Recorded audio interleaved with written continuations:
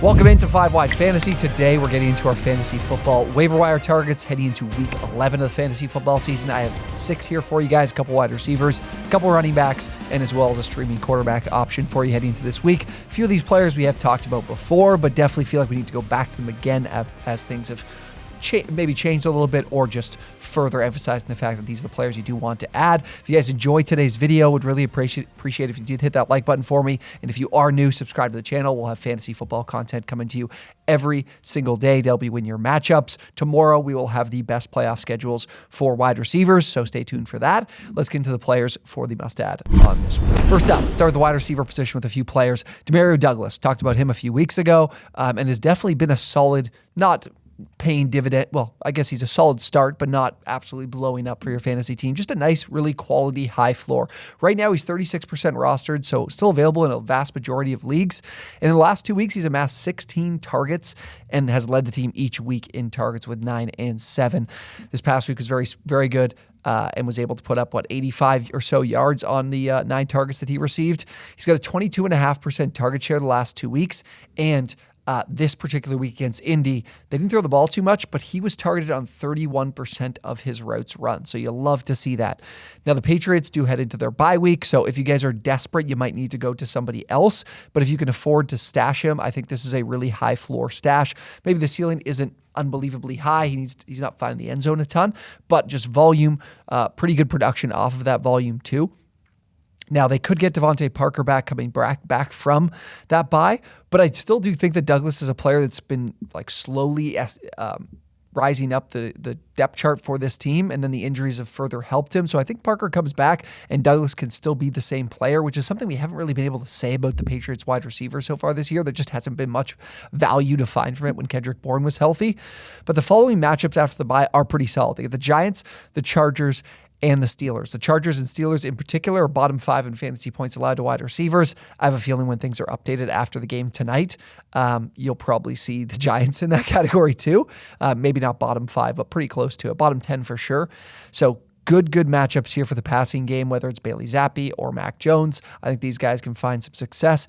And then you look at the way the Patriots have been playing this year, I think you're going to find this team in a lot of game scripts where they're going to be able to throw the football and be looking to throw the football quite a bit. So that's what elevates that floor here for Douglas. I think he's a pretty solid add, nothing to splurge a lot of your FAAB on, but a good player to plug in once he does return from the bye. Next, we move to Quinton Johnson. He's 29% rostered right now. We have talked about him before, but definitely think it's even more important to get you an update on some of the stuff that's gone on this past week. Injuries piling up. Gerald Everett left the game yesterday with a back injury, did not return. Keenan Allen left the game with a shoulder injury, did return, and obviously had a fantastic game, putting up over 170 yards receiving. So he could play next week, but again, we've seen players in the past get hurt, come back in the game, adrenaline plays a big part, and then the week goes on and they realize they are not feeling well enough to be able to play. So something to pay attention to. And then what really stuck out, and I shared this if you guys follow us on the TikTok, on the 5 Wide TikTok channel, what Staley said about Josh Palmer was really concerning to me. He was asked about Palmer and obviously the team announced he was going to injured reserve, and Staley said he had no expectations of Palmer returning this season, not just from the time he's eligible after his stint on IR, the season in general. And that's a huge concern for this Chargers team, but one that really benefits Quinton Johnson. So he's now getting on the field and getting on the field very consistently. He's tied with Keenan Allen the last 2 weeks in routes run, so he is on the field constantly. This past week, it turned that into 4 targets, 4 receptions, 34 yards, and did find the end zone. So if you did, in a pinch, had to play him, he performed pretty admirably and definitely good enough for you. Now, this doesn't mean this is a player that I'm looking to start and play this coming week. But what I will say is there's good signs here of the target share growing, and as well, what isn't shown in the stat sheet, was watching this game. And Johnson had 2 more targets. They were actually deep targets, 20 plus air yards, but they were not recorded on the stat sheet because the defense was called for pass interference on both of them.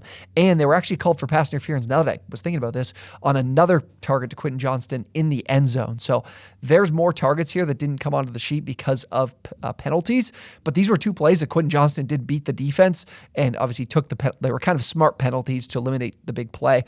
So there is some involvement here that isn't showing up in the stat sheet that I do really like. And you look at this offense and they just can't run the football. They're one of the worst rushing offenses in the entire league. And as a result, are throwing the ball at a top 10 rate almost 36 times per game. So there's some good volume here. This is a great quarterback you have throwing the football. So I think Johnston will eventually start to really bear out the benefits of what his opportunity is. It might take some time, but I think worth the investment here when you look at what the Chargers have rest of season. Our last wide receiver, I feel like I got to talk to him and give you guys a bit of my insight on what I think's going on here. Noah Brown. 25% rostered right now. We talked about in the must start video for wide receivers, was like, this could be a good guy to play if Nico Collins doesn't take the field, and that's exactly what happened. He went for 170 yards receiving this past week. Here's where I'm like not completely in on, don't spend a bunch of your FAAB here. I'm fine if you want to add him for a couple of bucks, but in my opinion, Brown is kind of the odd man out when you look at who's available in this room. So I think Tank Dell and Nico Collins, when healthy, are going to be on the field in 11 personnel, and everybody else will be off the field, including Brown. And then there's Robert Woods, the veteran who's in the fold, and the guy that was on the field when Brown, when Woods was available, he's the one on the field and not Noah Brown when this this trio is healthy. And then the more I'm hesitant is, again, I think Collins and Dell are locked in, and Brown is kind of moved around to step in for whoever is missing in that particular game. So for when Woods was out, Brown was going to the slot. And this past week when Collins was out, he was going out wide. So he seems like the plug-and-play option. And look, he's played so well, it's hard to pass on a guy who's put up over 300 receiving yards the past 2 weeks. So I do still think he's a guy to add because the way that CJ Stroud is playing, there is the opportunity for, I think that Noah Brown has a better chance of being productive enough to play in this offense than Woods, where Woods is more of that intermediate short area of the field slot option that is less likely to break explosives, where Brown is more capable of doing so. And you look at the matchups the next 3 weeks, they're really solid. You got Arizona, Jacksonville, and Denver. Arizona and Jacksonville are both in the bottom 5 in fantasy points allowed to wide receivers. And then Denver is not quite in the bottom 10, but we know about this defense, not very talented. So there is enough opportunity here and the matchups that I'm intrigued to add Brown, but I don't have the expectation that I'm going to be able to go to him if this entire room is healthy. So if Collins is back, he might not be a start, but I still think it's worth a stash on your bench to kind of see how this thing plays out. Now to our running backs. Tai Chandler is he is my number 1 add on the week. I think I can say that with a lot of confidence. He's 8% rostered right now, so definitely still widely available. Hopefully you watched the video last week where we talked about him more at length. But Minnesota in a spot here where Alexander Mattison leaves the game with a concussion at the end of the third quarter. That tells a bit of the story, but what tells more of the story to me and why I'm excited about Chandler is he split the carries when Mattison was still in the game, 8-8. They both had 8 rushing attempts apiece leading up to Mattison getting hurt, and Chandler was far more productive with his touches. He had 40 total rushing yards and a touchdown, so he had both of the goal line carries as well for this team, which is really beneficial. So I think right now, with Mattison likely to miss next week because we've seen with concussions what happens to players. They don't tend to be able to play that next week. You're going to see a real opportunity here for Chandler as the starter to be the starter moving forward and take over as the top option for this backfield because Alexander Mattison has been terrible with the opportunities he has received, where Chandler has been a little bit better. Now, you also get Sunday Night Football against the Denver Broncos for this Vikings team. And we all know Denver, one of the worst defense in fantasy points allowed to running back. So a great opportunity for Chandler. And then you have the following weeks, you've got Chicago, which is a good matchup for fantasy running backs. You've got the bye week, and then you've got Las Vegas and Cincinnati. Those are 2 teams that have been brutal against the run this season as well. So the matchups are pretty solid here. The question will be for after this week, can Chandler take over as the top option? He's capable of being a 3-down back. He was a quality wide receiver or quality pass catcher as well in his time in college at UNC. So there's an opportunity here for him to be this guy in this offense. And at 8% roster this late in the season and what the running back position looks like right now, the landscape is just so tough.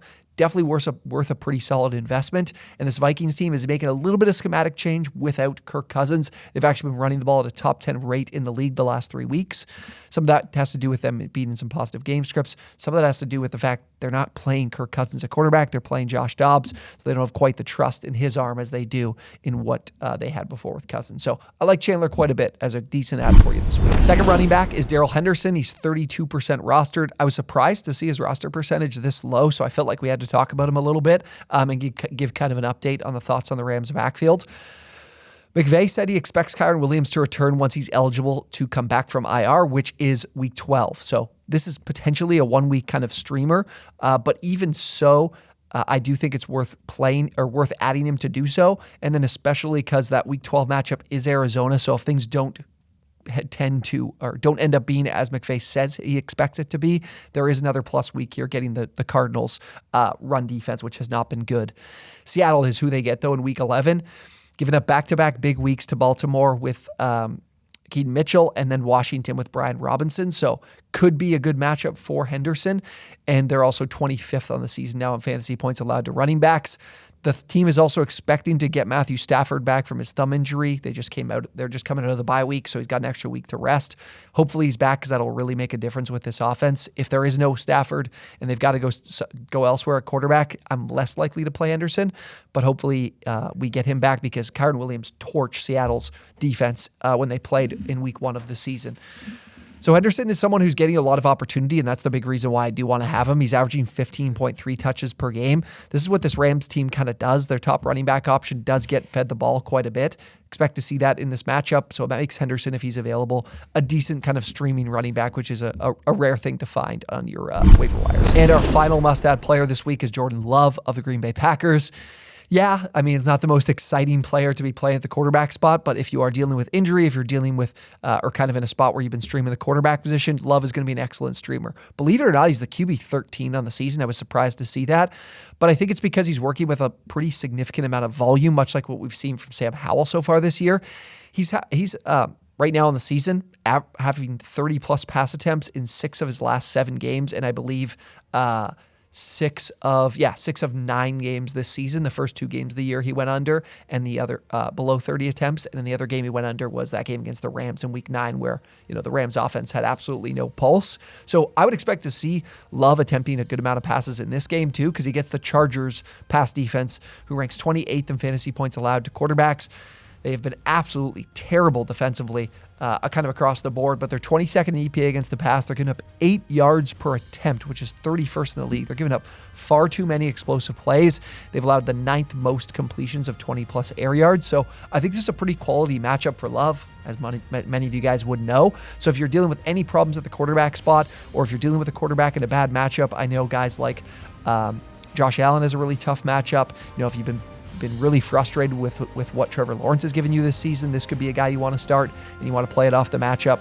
Love's got a great one, and I think with the passing volume he's working with, which I would expect to continue here against this Chargers defense, definitely a pretty decent streaming option this week. All right, those are some of my favorite must-add players heading into week 11 of fantasy football. Guys, if I missed anyone, or if you have any questions about your team and who you could drop for some of these guys, happy to answer those down below in the comments section, so please share them with me there. Again, if you enjoyed today's video, hit that like button. Would greatly appreciate it if you do. Thank you guys so much for watching, and we will see you on the next one.